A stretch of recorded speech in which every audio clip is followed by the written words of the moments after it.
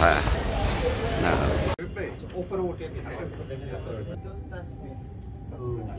আজকে এই ইনস্টিটিউশনে আসার মূল উদ্দেশ্য হচ্ছে এখানে একটা ব্যতিক্রম ধর্মী যা সহজে সম্ভব না, সেই সম্ভবটি করেছেন আমাদের এই প্রতিষ্ঠান, তার চিকিৎসকবৃন্দ।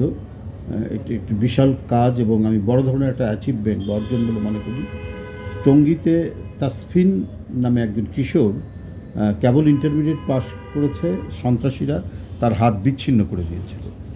সেই বিচ্ছিন্ন হাতটাকে প্রায় 21 ঘন্টা অপারেশন করে তারা 21 ঘন্টা পরে তারা সেটাকে জোড়া লাগাতে সক্ষম হয়েছেন এবং এখন স্বাভাবিকভাবে হাতটা কাজ করছে এবং আমরা নিজেও দেখে আসলাম যে আঙ্গুলগুলো নড়াচড়া করতে পারছে।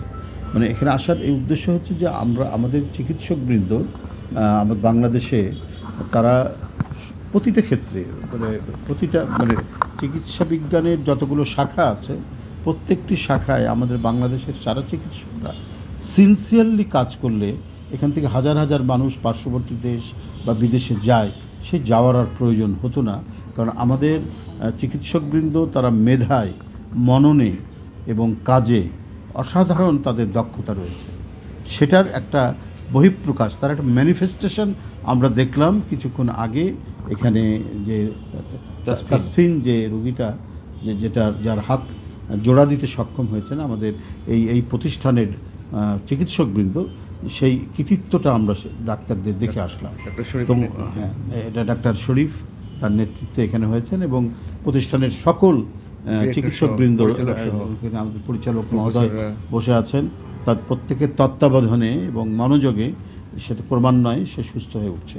তো আমার মূল উদ্দেশ্য দেখা যে একটা বিষয় হলো যে আমাদের চিকিৎসকরাও কত বড় ধরনের কাজ করতে পারে সেটি একটি দেখা, এবং অসুস্থ রোগীকে দেখা, বিচ্ছিন্ন হাত সেটা জোড়া লাগাতে সক্ষম হয়েছে সেটা আমরা চাক্ষুষ আমরা সেখানে দেখে আসলাম।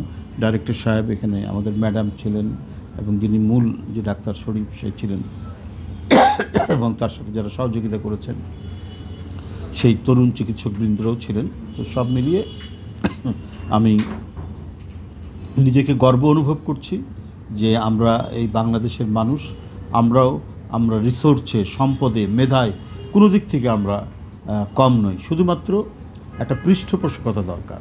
আমাদের রাষ্ট্র যদি ঠিক প্রো পিপুল হয়, আমাদের রাষ্ট্র যদি সঠিকভাবে এটার যে পৌরোহিত্য করতে পারে, সঠিকভাবে যদি তত্ত্বাবধান করতে পারে, তাহলে আমরা পৃথিবীর মধ্যে একটা সমৃদ্ধশালী রাষ্ট্র, একটি আধুনিক রাষ্ট্র আমরা গড়ে তুলতে পারব। তার নমুনা আমরা এখানে আজকে দেখতে পেলাম কিছুটা। তো যাই হোক, আমি খুব দ্রুত তাসফিনের আরোগ্য কামনা করছি, দ্রুত সে সুস্থ হয়ে উঠুক এই কামনা করছি। আর এখানে পরিচালক সহ যারা এই টিমে কাজ করেছেন, শরীফের নেতৃত্বে ম্যাডাম সহ সবাইকে আমি আন্তরিক প্রীতি এবং অভিনন্দন জানাচ্ছি তাদের এই মহতী উদ্যোগ এবং তাদের এই নিষ্ঠার সাথে এই কাজটি সম্পাদন করার জন্য। ধন্যবাদ। এটা খুবই গুরুত্বপূর্ণ, এইটা রাখতে হবে।